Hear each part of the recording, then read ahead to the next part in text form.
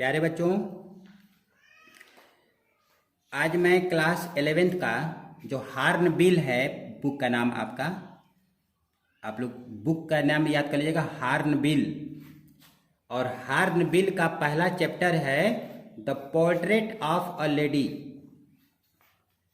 और इसके जो आथर हैं खुशवंत सिंह हैं, ये पंजाब के रहने वाले हैं। तो ये खुशवंत सिंह जो है ये चैप्टर लिखे हैं। तो आप लोग बुक खोल लीजिए और खोल करके देखिए। मैं पहला पैरा पढ़ाने जा रहा हूँ। इसके पहले हम लोग वीडियो भी बनाए थे जो ऑनलाइन आप पढ़ रहे थे। तो ये आपका यूट्यूब के द्वारा जो है आप वीडियो देखेंगे, इसमें आपका ये वीडियो रहेगा। अच्छा, हाँ, क्लास 11th का ये जो है ये वीडियो जाएगा आपके पास।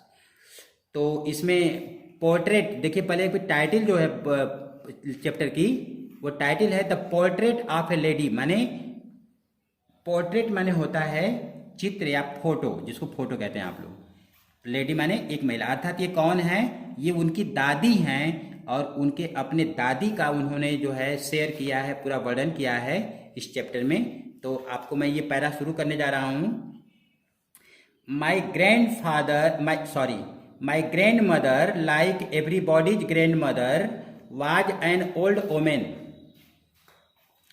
तो जो भी हार्ड वर्ड आएगा मैं आपको उसको हाईलाइट कर दूंगा, पहले आप देखिए। तो कहते हैं कि माई ग्रैंड मदर माने मेरी दादी, like any bodies grand mother माने किसी लोग माने अन्य की जो दादी माँ जैसी होती हैं उन्हीं की तरह मेरी भी दादी माँ वाज एन ओल्ड वुमेन, वो भी एक बूढ़ी स्त्री थी, वो भी बूढ़ी थी। शी हैड बीन ओल्ड, वो बूढ़ी हो चुकी थी। And wrinkled for the 20 years that I had known to her. माने कह रहे हैं कि 20 सालों में, ये क्या बता रहा है यहाँ पर कि सी हैड बीन ओल्ड, वो बूढ़ी हो चुकी थी। एंड रिंकल्ड माने और उनके चेहरे पर झुर्रियां पड़ गई थी। झुर्रियों का मतलब होता है कि ये जो चेहरे सिकुड़ जाते, जो स्किन होता है सिकुड़ जाता है, तो सिकुड़ जाने से जो लकीरें लाइनें जो दिखाई देती हैं उनको रिंकल बोलते हैं। तो उनका चेहरा रिंकल्ड हो गया था, मतलब झुर्रियां पड़ गई थी। For 20 years that I had known her, मन करें कि 20 सालों से जब से मैंने उसको जाना है तब से मैंने देखा कि वो बूढ़ी हो चुकी थी और उनके चेहरे पर झुर्रियां पड़ गई थी। पीपुल सेड दैट, लोग कहते थे, पीपुल सेड दैट लोग कहते थे कि she had once been young, एक बार वह यंग थी, युवती थी। एंड प्रेटी और सुंदर थी। And had even had a husband, और उनके पति भी थे। But that was hard to believe, लेकिन दैट वाज हार्ड, लेकिन ये बहुत कठिन था। टू बिलीव माने विश्वास करना। कहते हैं कि यह बात, इस बात पर भरोसा करना बहुत कठिन था। But that was hard to believe, लेकिन यह विश्वास करना, इस बात पे भरोसा करना बहुत कठिन था। My grandfather's portrait hung above the mantelpiece in the drawing room. अब देखिए, ये जो राइटर हैं ये अब अपने दादा का वर्णन करते हैं, दादाजी के बारे में बताते हैं। माई ग्रैंडफादर्स पोर्ट्रेट, मेरे दादाजी के का जो फोटो था वह हंग माने लटका हुआ था, एबव माने ऊपर, द मेंटल पीस माने अंगीठी के ऊपर। अंगीठी का मतलब होता है जहां अग्नि को जलाया जाता है, तो वहां का उसको जो स्थान बनता है उसके ऊपर स्थान था। और वो जगह है इन द ड्राइंग रूम माने बैठक।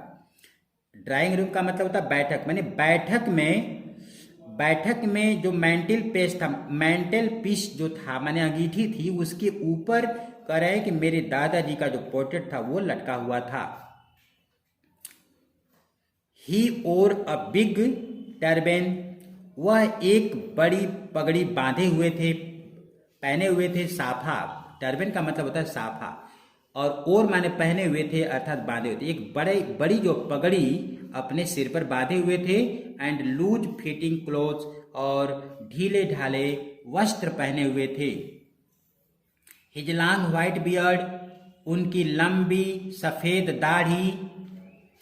कवर्ड माने ढकी हुई थी, उनकी लंबी सफेद दाढ़ी ढकी हुई थी। The best part of his chest माने उनके छाती के अधिकतर भाग को, ये दाढ़ी जो थी उनकी सफेद रंग की दाढ़ी उनके छाती का अधिकतर भाग को वो ढकी हुई थी।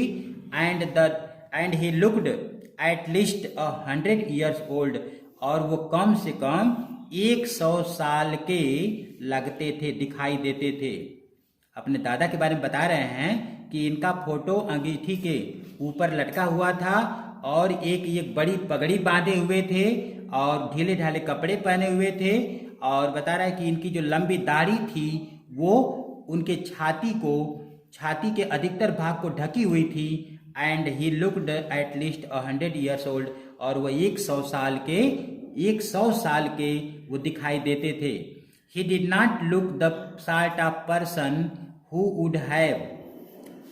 He did not look the sort of person, वह ऐसे व्यक्ति नहीं लगते थे who would have a wife or children, जो तो हम लोग पढ़ रहे थे कि ये देखने में 100 साल के लगते थे। He did not look the sort of person, वो ऐसे व्यक्ति नहीं लगते थे who would have wife, जिनकी पत्नी रही होंगी, or children, या बच्चे रहे होंगे। He looked as if he looked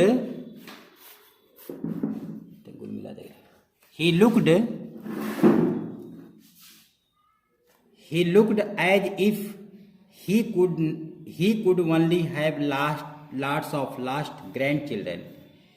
He looked as if, he looked माने वह दिखाई देते थे, as if ऐसे मानो कि, वह ऐसे दिखते थे मानो कि he could only have lots and lots of grandchildren, कि उनके